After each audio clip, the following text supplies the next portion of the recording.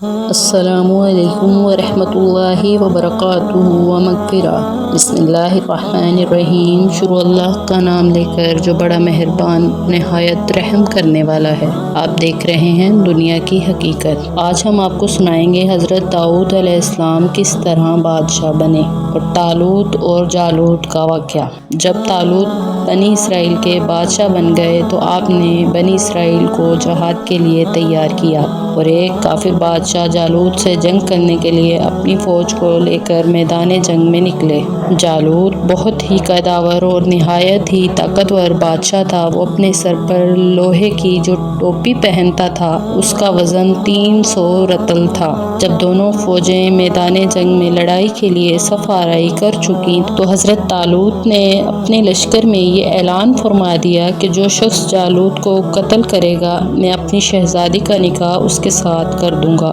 اور اپنی آدھی سلطنت بھی اس کو عطا کر دوں گا۔ یہ فرمان شاہی سن کر حضرت داؤد علیہ السلام آگے بڑھے جو ابھی بہت ہی کم سن تھے اور بیماری سے چہرہ زرد ہو رہا تھا اور غربت و مفلسی کا یہ عالم تھا کہ بکریاں چرا کر اس کی اجرت سے گزر بسر کرتے تھے۔ روایت ہے کہ جب حضرت داؤد علیہ السلام گھر سے جہاد کے لیے روانہ ہوئے تو راستہ میں ایک پتھر یہ بولا، اے حضرت داؤد مجھے اٹھا لیجئے کیونکہ میں حضرت موسیٰ علیہ السلام کا پتھر ہوں۔ پھر دوسرے پتھر نے آپ کو پکارا کہ اے حضرت داؤد مجھے اٹھا لیجئے کیونکہ میں حضرت ہارون علیہ السلام کا پتھر ہوں۔ پھر ایک تیسرے پتھر نے آپ کو پکار کر عرض کیا، اے حضرت داؤد علیہ السلام مجھے اٹھا لیجئے کیونکہ میں جالوت کا قاتل ہوں۔ آپ علیہ السلام نے ان تینوں پتھروں کو اٹھا کر اپنے جھولے میں رکھ لیا۔ جب جنگ شروع ہوئی تو حضرت داؤد علیہ السلام اپنی گھوبن لے کر صفوں سے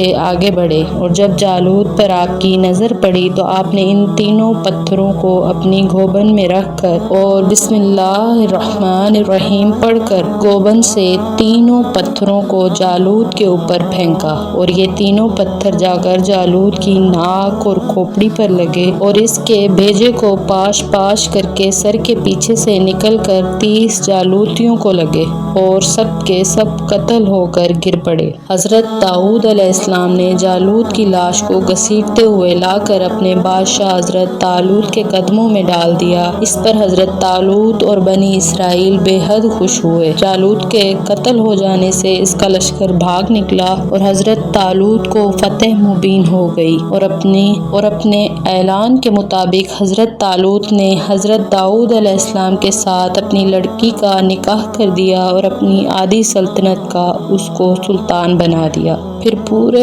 40 برس کے بعد جب حضرت طالوت بادشاہ کا انتقال ہو گیا تو حضرت داؤد علیہ السلام پوری سلطنت کے بادشاہ بن گئے اور جب حضرت شموئیل علیہ السلام کی وفات ہو گئی تو اللہ تعالیٰ نے حضرت داؤد علیہ السلام کو سلطنت کے ساتھ نبوت سے بھی سرفراز فرما دیا۔ آپ سے پہلے سلطنت اور نبوت دونوں اعزاز ایک ساتھ کسی کو بھی نہیں ملے تھے۔ آپ پہلے شخص ہیں کہ ان دونوں عہدوں پر فائز ہو کر 70 برس تک سلطنت اور نبوت دونوں فرائض پورے کرتے رہے اور پھر آپ کے بعد آپ کے فرزند حضرت سلیمان علیہ السلام کو بھی اللہ تعالیٰ نے سلطنت اور نبوت دونوں مرتبوں سے سرفراز فرمایا۔ اس واقعے کا اجمالی بیان قرآن مجید کی سورہ بقرہ میں اس طرح ہے کہ ترجمہ کنز الایمان، اور قتل کیا داؤد نے جالوت کو اور اللہ نے اسے سلطنت اور حکمت عطا فرمائی اور اسے جو چاہا سکھایا۔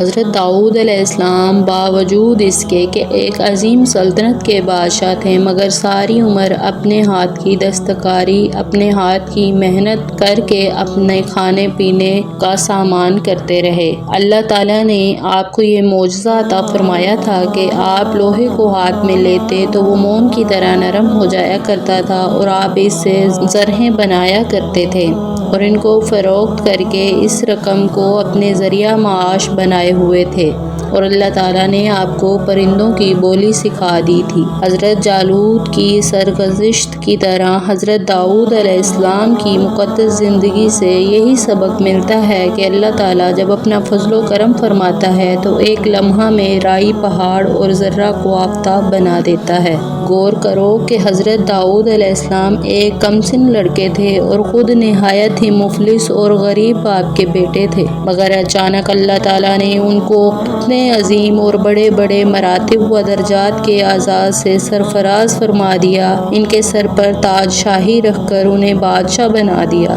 اور ایک بادشاہ کی شہزادی ان کے نکاح میں آئی، اور پھر نبوت کا مرتبہ بلند انہیں عطا فرما دیا۔ اس سے بڑھ کر انسان کے لیے کوئی بلند مرتبہ نہیں ہو سکتا۔ پھر اللہ تعالیٰ کی قدرت قاہرہ کا جلوہ دیکھو کہ جالوت جیسے جابر اور طاقتور بادشاہ کا قاتل حضرت داؤد علیہ السلام کو بنا دیا، جو ایک کمسن لڑکے اور بیمار تھے، اور وہ بھی ان کے 3 پتھروں سے قتل ہوئے۔ حالانکہ جالوت کے سامنے ان چھوٹے چھوٹے 3 پتھروں کی کیا حقیقت تھی، جبکہ وہ 300 رطل وزن کی فولادی ٹوپی پہنے ہوئے تھا، مگر حقیقت تو یہ ہے اللہ تعالیٰ اگر چاہے تو ایک چونٹی کو ہاتھی پر غالب کر دے، اور اللہ تعالیٰ اگر چاہے تو ہاتھی ایک چونٹی کا کچھ بھی نہیں بگاڑ سکتا۔ واقعہ مذکورہ میں آپ نے پہلے سنا کہ طالوت چمڑا پکانے کا پیشہ کرتے تھے یا بکریاں چراتے تھے، اور حضرت داؤد علیہ السلام بھی پہلے بکریاں چراتے تھے،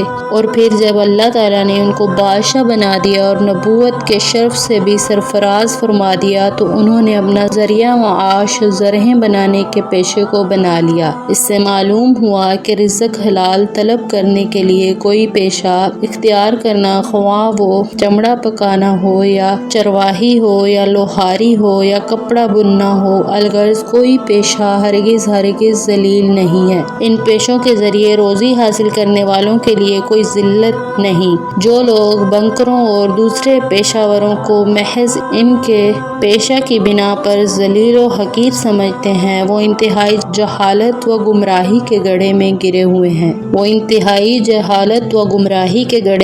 ہوئے ہیں۔ رزق حلال طلب کرنے کے لیے کوئی جائز پیشہ اختیار کرنا، یہ انبیاء مرسلین کا صالحین مقدس طریقہ ہے، لہذا ہرگز پیشہ ور مسلمان کو حقیر و ذلیل شمار نہیں کرنا چاہیے، بلکہ حقیقت تو یہ ہے کہ پیشہ ور مسلمان ان لوگوں سے ہزاروں درجہ بہتر ہے جو سرکاری نوکریاں اور رشوتوں اور دھوکہ دہی کے ذریعے رقمیں حاصل کر کے اپنے پیٹ پالتے ہیں اور اپنے شریف ہونے کا دعویٰ کرتے ہیں، حالانکہ شرعاً اس سے زیادہ ذلیل اور کوئی نہیں جس کی کمائی حلال نہ ہو یا مشتبہ ہو۔ آپ جانتے ہیں کہ اللہ تعالیٰ نے اپنے پرہیزگار بندوں کے لیے جنت بنائی ہے۔ کوشش کریں اس دنیا کی رنگینیوں میں کہیں گم نہ ہو جائیں اور اپنی پہچان یعنی دنیا میں آنے کا مقصد نہ بھول جائیں۔ نیک عمل کے ساتھ ساتھ صدقہ اور خیرات کرتے رہیں تاکہ اللہ تعالیٰ قیامت کے روز آپ کو اپنے خزانوں سے نواز دے۔ آمین یا رب العالمین۔